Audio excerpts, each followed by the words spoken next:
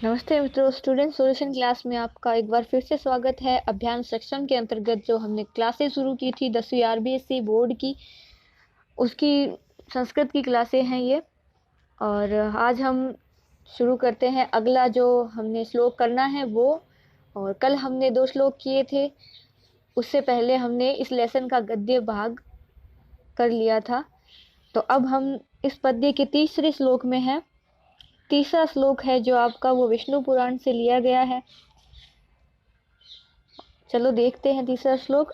गायन्ति देवाः किल गीतकानि धन्यास्तु ते भारत भूमि भागे स्वर्गापवर्गास्मद् मार्गभूते भवन्ति भूयः पुरुषाः सुरत्वातः। आपका जो तीसरा श्लोक है वो विष्णु पुराण से उद्धृत है। आपको प्रसंग में यही लिखना है।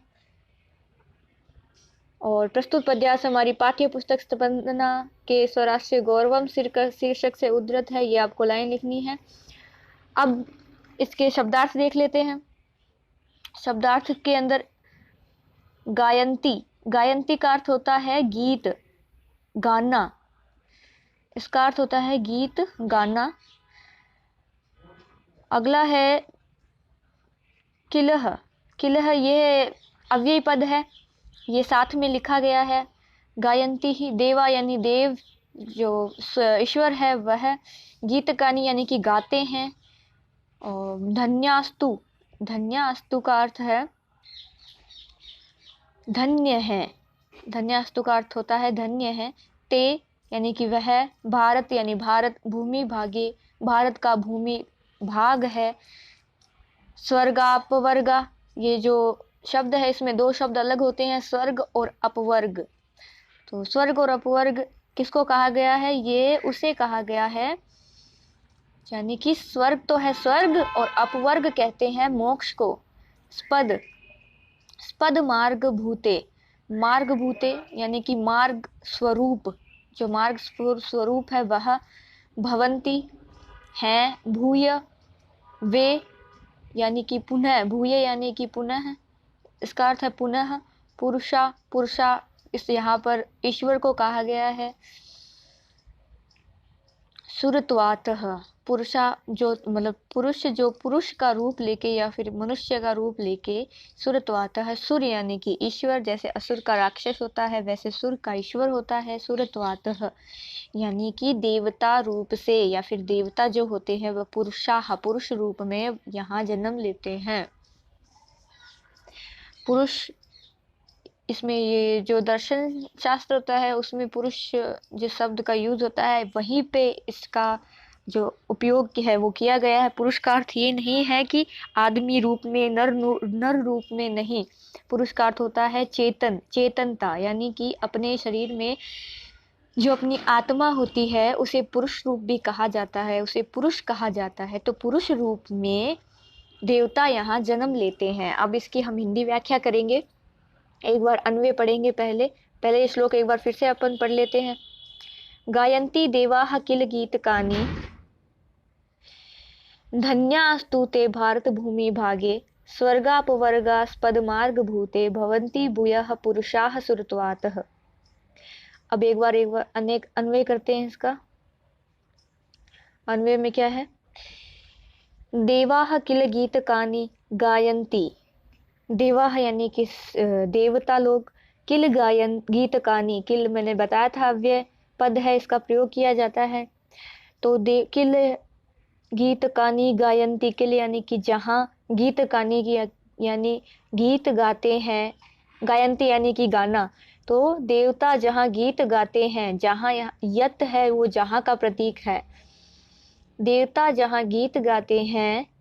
धन्याः तु ते पुरुषाः सन्ति, धन्य यानी कि धन्य है, तू ते वे मनुष्य, पुरुषाः सन्ति, पुरुषाः मैंने कहा था मनुष्य का है यहाँ पे पुरुषा।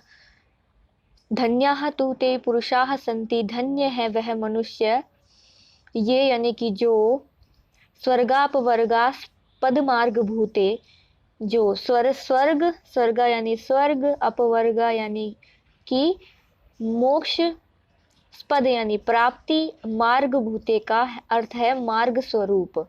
तो स्वर्ग और मोक्ष की प्राप्ति का मार्ग स्वरूप भारत भूमि भागे भारत देश में, यानी कि भारत देश में सुरत्वातः यानी देवता रूप से भूयः पुनः या फिर से भवंती यानी कि आते हैं या उत्पन्न होते हैं या जन्म लेते हैं, भवंती यानी कि है।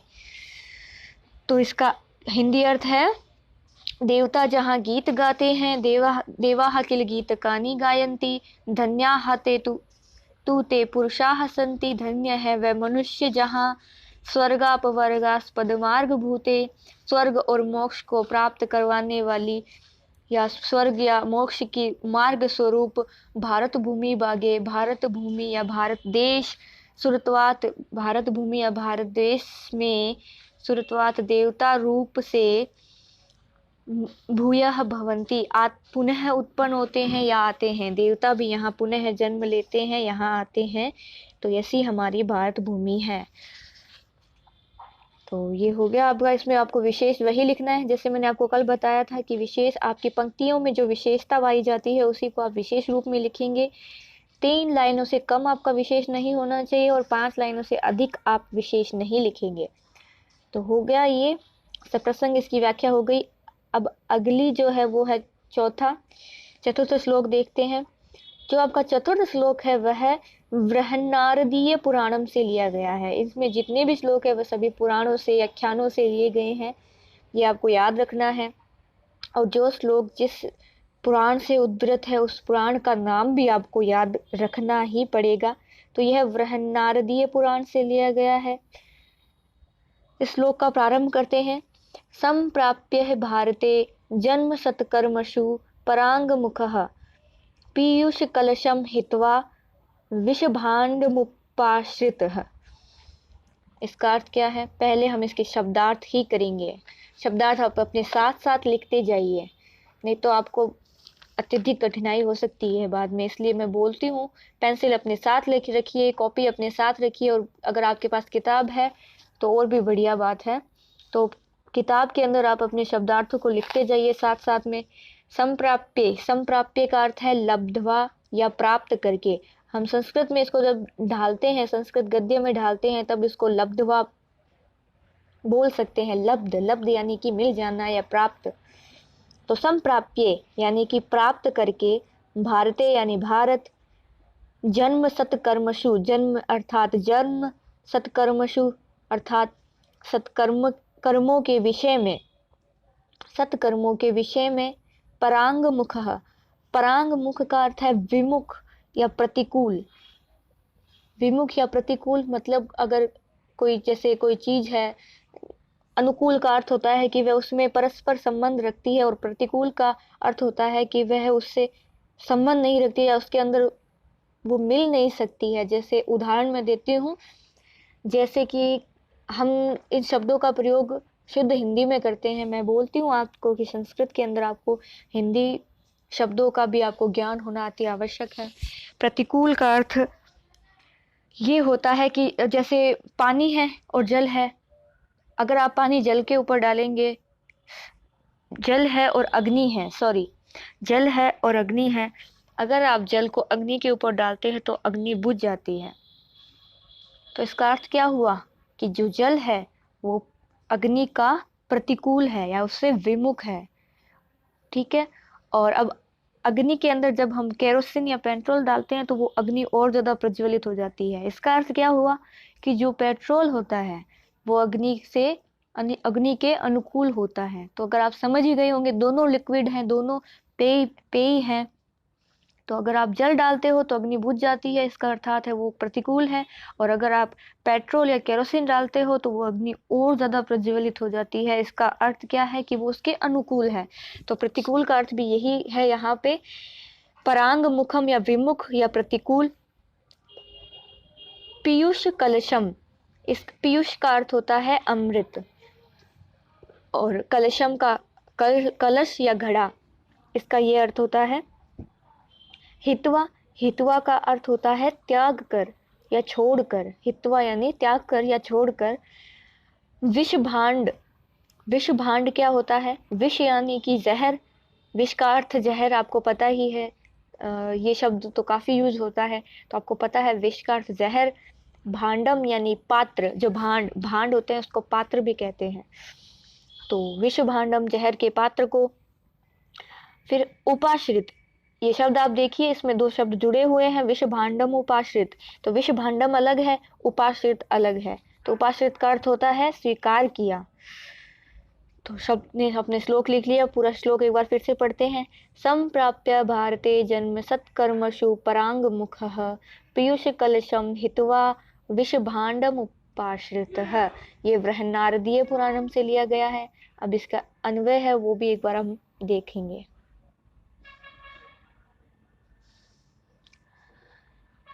भारते जन्म संप्राप्य, भारत, भारते यानी कि भारत में, भारत में या भारत देश में, जन्म, जन्म का अर्थ जन्म, संप्राप्य प्राप्त करके। जो शब्दार्थ मैंने लिखाए हैं उसको आप याद रखना, अपने जहन में रखना, अपने दिमाग में रखना, तो आपको हिंदी अनुवाद करने में आसानी होगी।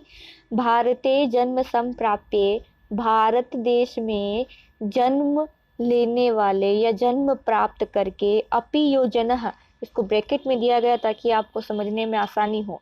अपि योजनः मतलब कि अपि यानी कि जो भी मनुष्य, जनः यानी मनुष्य, अपि यो जो भी मनुष्य, सत्कर्मसु परांग मुखः, सत्कर्म, सत्कर्मों से, कर्मसु विभक्ति का प्रयोग होते ही ये से आ गया है, कर्ता ने कर्म से, तो द्वितीय विभक्ति है यहाँ पे, ठीक है। तो सत्कर्मों, सत्कर्म से, परांग मुखः विमुख होता है, परांग मुख का अर्थ है विमुख होता है। ऊपर शब्दार्थ मैंने आपको लिखवाए हैं, आपको याद रहना चाहिए। भवती सह, ठीक है, होता है, भवती का अर्थ है सह यानी वह, पीयूष यानी अमृत, कलश पात्र, अमृत के पात्र का, हित्वा यानी कि त्याग कर, छोड़कर, विष भांडम विष के पात्र को, ग्रहण उपाश्रितम अर्थात ग्रहण करने वाला या स्वीकार करने वाला होता है। इस श्लोक का क्या अर्थ है एक बार फिर से देखिए, पुनः देखिए। भारत देश में, भारते जन्म संप्राप्य, भारत देश में जन्म प्राप्त करके भी जो मनुष्य सत्कर्मसु परांग मुख, सत्कर्मों से विमुख होता है, जो सत्कर्म या सद्गुणों से विमुख होता है, उसके प्रतिकूल नहीं होता, उसके अनुकूल नहीं होता, उसके प्रतिकूल होता है, वह मनुष्य, भवती से वह मनुष्य, पीयूष कलशम हित्वा यानी कि अमृत के कलश को छोड़कर, अर्थात सद्गुणों के या फिर कहें कि अच्छे कर्मों के कलश को छोड़कर, वह अच्छी चीजों को छोड़कर, तो अमृत कलश को छोड़कर विष भांडम उपाश्रित जहर के पात्र को ग्रहण करता है, अर्थात बुराई को ग्रहण करता है, या फिर उसके साथ अच्छा नहीं बुरा ही होता है। जो मनुष्य अपने जन्म में बुरा कार्य करता है उसको बुरा फल ही मिलता है, और जो सत्कर्म और अच्छे कार्य करता है उसे सत्कर्म और अच्छे कार्यों से अच्छा ही लाभ मिलता है। तो इस श्लोक का अर्थ यह है कि भारत देश में जो भी जन्म प्राप्त करके जो भी मनुष्य सत्कर्मों से विमुख रहता है, उनके प्रतिकूल रहता है, वह मनुष्य अमृत के पात्र को छोड़कर विष के पात्र को ग्रहण करता है। तो इसके अंदर आपको विशेष वही लिखना है जो आपको इसके अंदर, जो मैंने आपको बताया था कि जिस श्लोक में आपको जो विशेष बातें लिखी वही आपके विशेष में आनी चाहिए। तो प्रसंग हो गया, हिंदी अनुवाद हो गया और विशेष हो गया, ठीक है।